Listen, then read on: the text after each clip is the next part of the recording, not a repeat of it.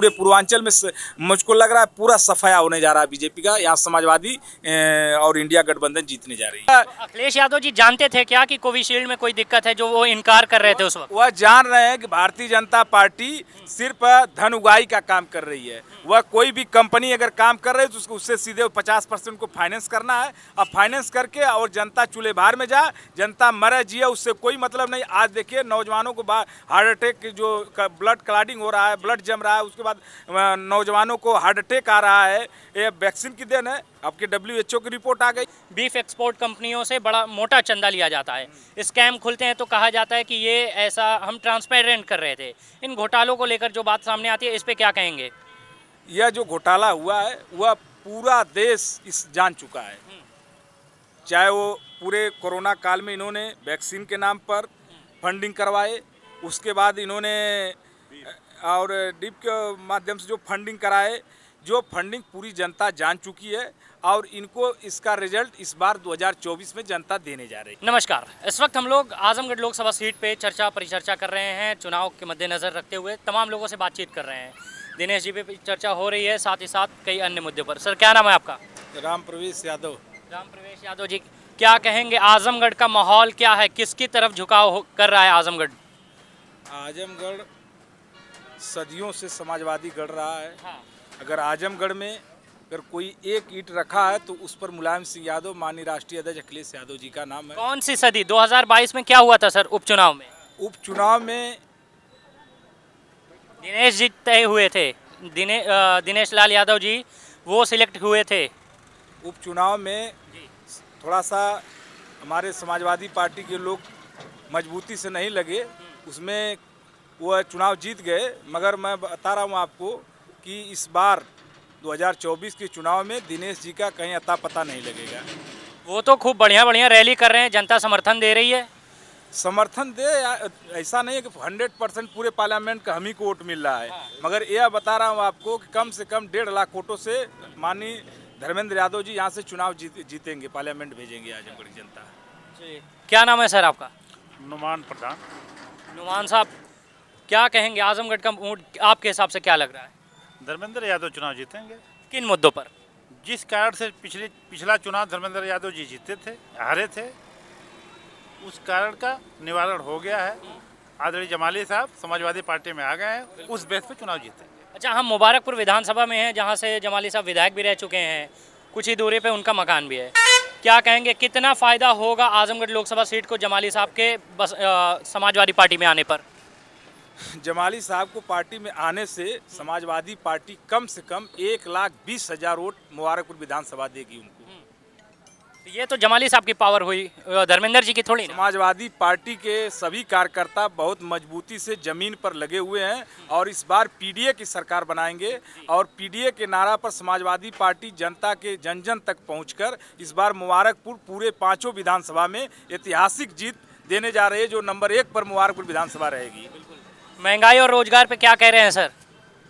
अब महंगाई रोजगार तो देख ही रहे हैं, आप भी समझदार हैं, जान रहे हैं। हम पूछना चाह रहे हैं, आप विपक्ष हैं, आते हैं आपके पास, तो आते हैं, जरा खुल के आते हैं। महंगाई के बारे में वो बताएंगे, हम उतना नहीं आपके पास तो आते हैं। फिर जी क्या करें? महंगाई भी एक मुद्दा है ना, सरकार को हटाने का, सरकार को हराने का, इस कैंडिडेट को हराने का। महंगाई बहुत बड़ा मुद्दा है।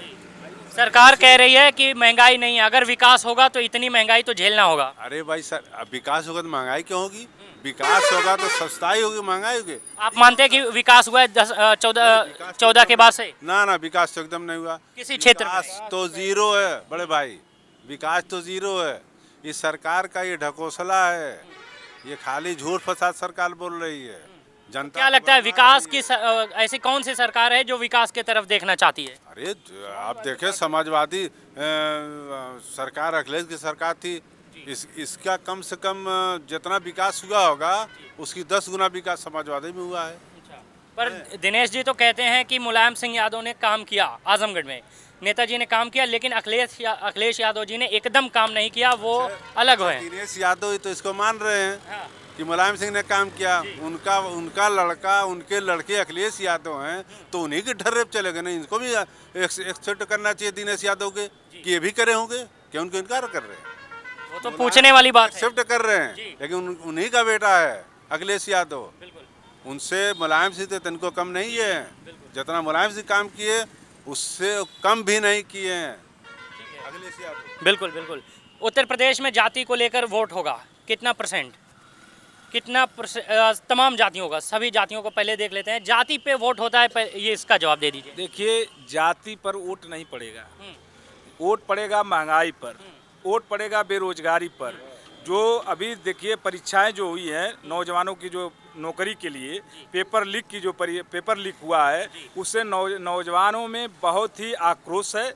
नौजवान अपने को ठगा महसूस कर रहा है, वह समझ रहा है कि बीजेपी सरकार नौजवानों के लिए ठगा महसूस कर रहा है। वह कोई काम नौजवानों को रोजगार नहीं देना चाहती है, वह सिर्फ झूठा वादा करना चाहती है। वह जब सरकार में आई तभी उनका वादा था कि 2 करोड़ रोजगार हर साल देंगे, मगर नौजवान अपने आप को यह ठगा महसूस कर रहा है कि बीजेपी सरकार ने 10 साल के कार्यकाल में कितने नौजवानों को रोजगार दिया है। यह नौजवान आज चुनाव में पूछना चाहता है बीजेपी से कि आपने हमें कितना रोजगार दिया है। हाँ, तो ये भी जा रहा है कि इससे पहले भी पेपर लीक होता था, लेकिन बातें दबा दी जाते थे। मोदी के राज में बातें दबती नहीं है, इसलिए बाहर आ जा रहा है कि पेपर लीक हुआ है। इससे पहले की सरकारों में भी लीक होता था।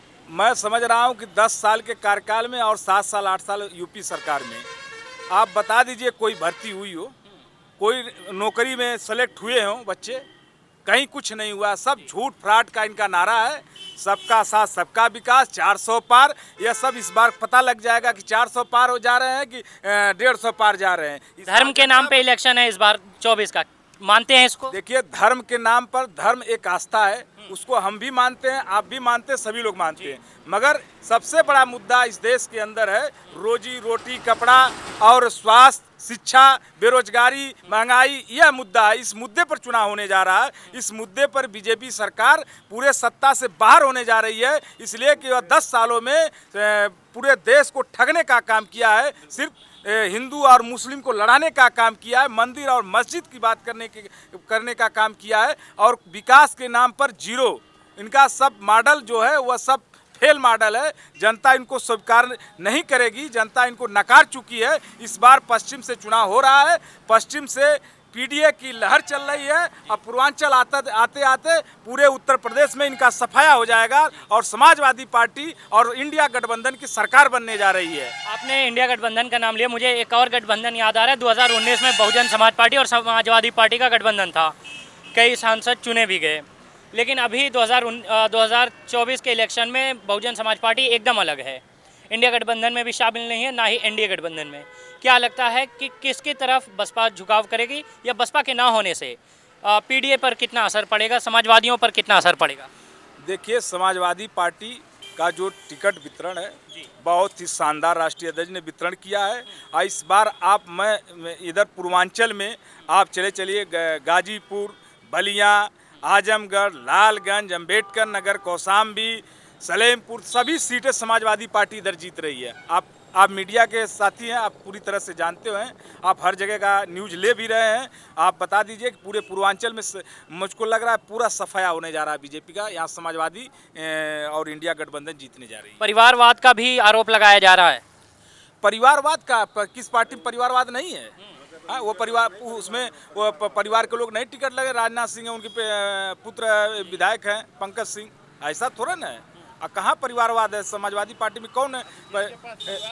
जी क्या कह रहे हैं सर? जिसके पास परिवार नहीं हो वो परिवार की हाल क्या है? किनके पास नहीं है परिवार? मोदी जी के, योगी जी के पास। कौन तो कह रहे हैं 18 घंटे हम काम ही इसलिए कर रहे हैं ताकि ये हमारा जो भारत है वो पूरा परिवार वो खुश रहे। मित्रों के लिए काम कर रहे हैं, अंबानी अडानी के लिए काम कर रहे हैं। वो तो कह रहे हैं ना पूरा भारत हमारा परिवार है। वैक्सीन लगवाए हैं। वैक्सीन का मामला देखिए आ गया। बिल्कुल। तो क्या कह रहे हैं, ये वैक्सीन भी जैसे अखिलेश यादव जी ने इनकारा कि हम नहीं लगवाएंगे, इन पे भरोसा नहीं है, तो क्या ये सही फैसला निकला? सही फैसला निकला, सही फैसला है, सही फैसला भाई अखिलेश जी का। वो उस समय बहुत वो हो रहा अखिलेश जी का ये आलोचना हुई उस वक्त कि नहीं लगवा रहे कोविशील्ड। आज लोग यह सही कह रहे हैं कि माननीय अखिलेश यादव जी ने सही कह रहे थे।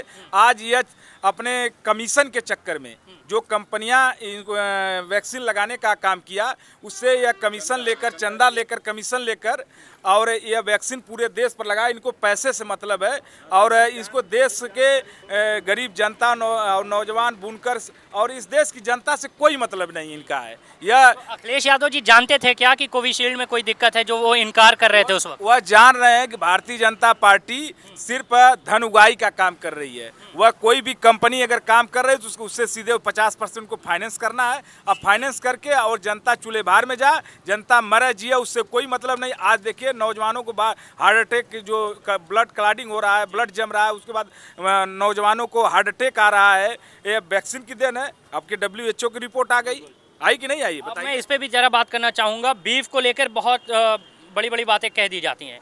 बीफ एक्सपोर्ट कंपनियों से बड़ा मोटा चंदा लिया जाता है। स्कैम खुलते हैं तो कहा जाता है कि ये ऐसा हम ट्रांसपेरेंट कर रहे थे। इन घोटालों को लेकर जो बात सामने आती है, इस पे क्या कहेंगे? यह जो घोटाला हुआ है वह पूरा देश इस जान चुका है। चाहे वो पूरे कोरोना काल में इन्होंने वैक्सीन के नाम पर फंडिंग करवाए, उसके बाद इन्होंने और डिप के माध्यम से जो फंडिंग कराए, जो फंडिंग पूरी जनता जान चुकी है और इनको इसका रिजल्ट इस बार 2024 में जनता देने जा रही है। क्या नाम है सर? मेरा नाम अनिरुद्ध है। क्या माहौल देख पा रहे हैं आजमगढ़ में? माहौल समाजवादी पार्टी का बहुत अच्छा है समाजवादी पार्टी का है। जी। और किसका नहीं है? किसका नहीं और किसी का नहीं है। जब समाजवादी पार्टी का है तो किसी का नहीं है। टक्कर में कोई तो होगा। नहीं, कोई टक्कर नहीं है। दूर दूर तक लड़ाई नहीं है। दिनेश जी जो अभी सांसद हैं, वो पिछली बार सेम प्रत्याशी को हराए भी थे, तो क्या कहेंगे? सांसद सेम प्रत्याशी को हराए थे तो उसमें थोड़ा जमाली साहब का वो था।